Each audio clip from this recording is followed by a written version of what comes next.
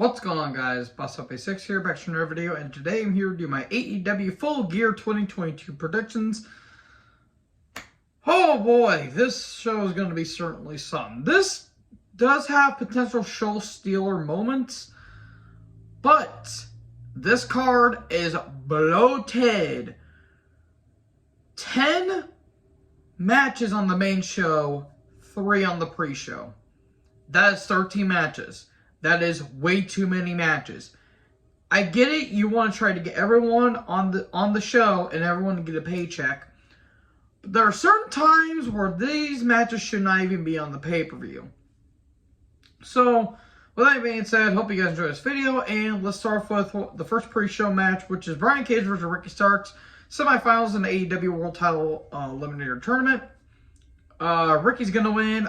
He did beat Archer on Rampage last night, so Ricky's going to be doing double duty tonight.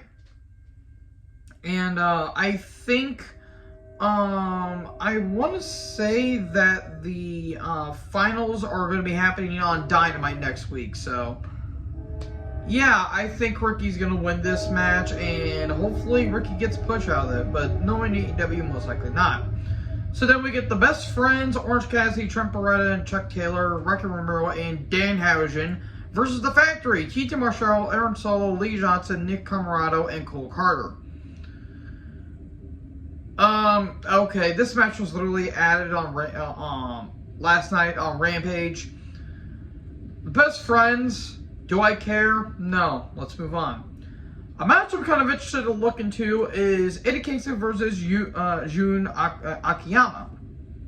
Okay, Akiyama, a Japanese legend, and this could be an interesting match. And Kingston's been on the pre-show a lot lately. I think it's due to his quote-unquote punishment for having an altercation with Sammy, which Sammy should have gotten knocked out for real, if I'm going to be brutally honest. I think Eddie's going to win here because he did take on Tomohiro Ishii at All Out, which I thought that was a really good match. This should be a really pretty good stiff fight. So we start off with the first match, which is the acclaimed Anthony Bowens and Max Caster with Billy Gunn versus Swerve and Honor Glory, Keith Lee and Swerve Strickland. AEW Tag Title match. This might kick off the main show. Bowens and Caster are going to win. I think the acclaimed are going to win. And I think Swerve is turning heel. There's no way. If he's not turning on Lee, then I don't know what they're doing. Because, frankly, there's been tension between these guys for months. So I think it's going to come to a big blow-off here. And then we get for the interim AEW women, or actually, you know what? I'm going to say that match here in a little bit. We get the Fatal 4-Way for the Women's World Champion, or not Women's World Championship. That'll be interesting. The World Championship, Chris Jericho, Bryan Danielson, Claudio Castagnoli, and Sammy Guevara. Jericho is unfortunately winning. He's either going to pin Claudio or he's going to inadvertently pin Sammy. If they're going to have him pin Danielson, then that's going to be stupid in my opinion, but Jericho's unfortunately going to win, and no one's going to care because the world title means nothing for ROH. Then for the TBS Championship, we get Jade. I said Jade. Tell me what's going on. Versus Nyla Rose. Is Nyla a magician? Look, Jade, phenomenal. She looks like $1 million. She can't go more than 5 minutes.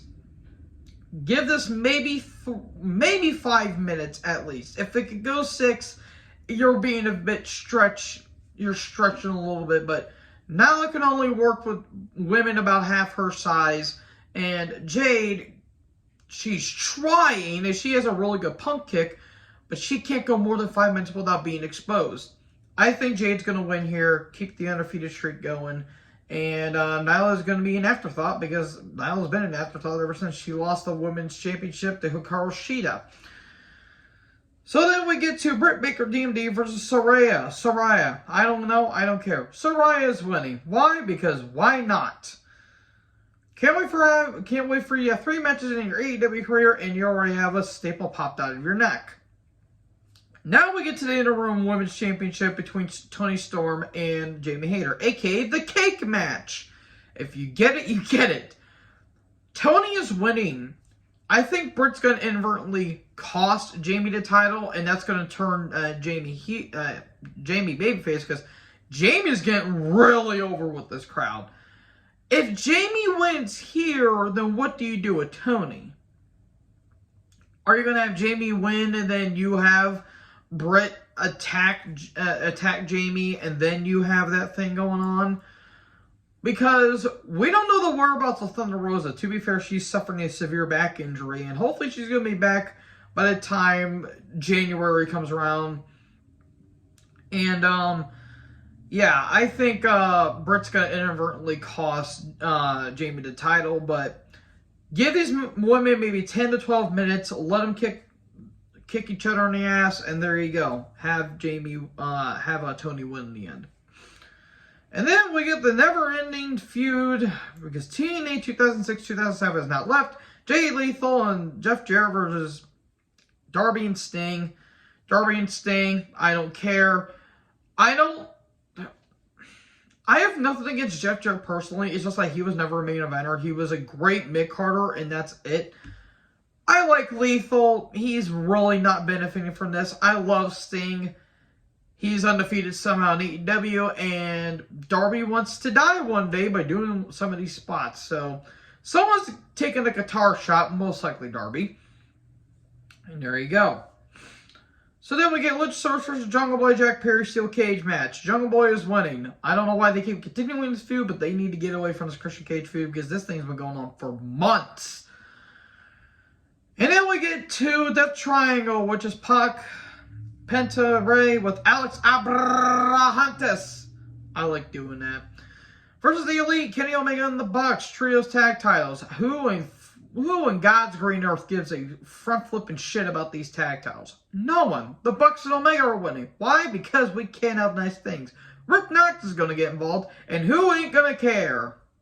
And no one else would. The Bucks and Omega are going to get a pop, and that's about it.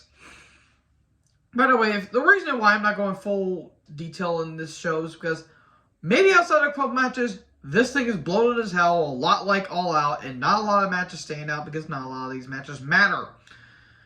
Speaking of which, we have Wardlow versus Mojo versus Powerhouse Hobbs for TNT title.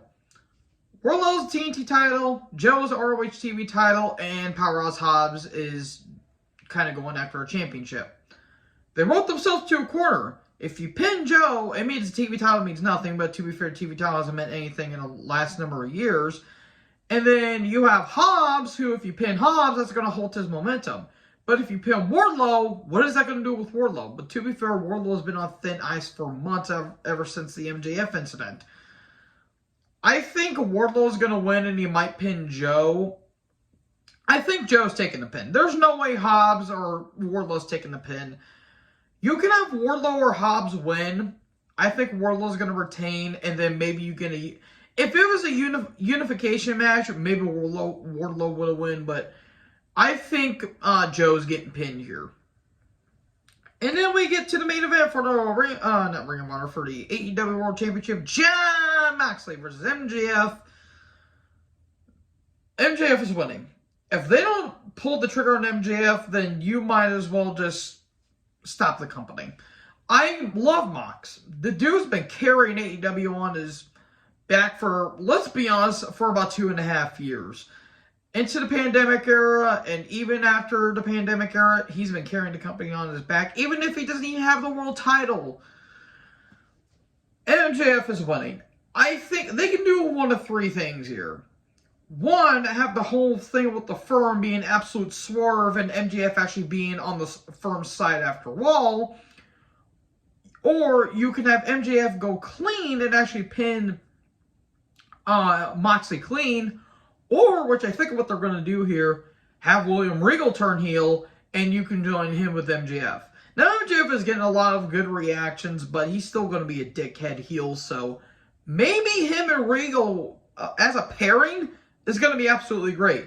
I love Regal. Regal's one of the most respected people in the entire industry. He's a better heel, though. He is good as a face, but he's way better as a heel. So I think that's what they're going to do. I'm going to be watching the show tonight, but I'm promising I'm not going to like everything. So that is it, folks. That is my predictions for AEW Full Gear. Hope you guys enjoyed this video. And if you guys did, make sure you guys like, comment, subscribe, tap the little bell for more notifications. Join the herd. Talk to you next video. Peace out.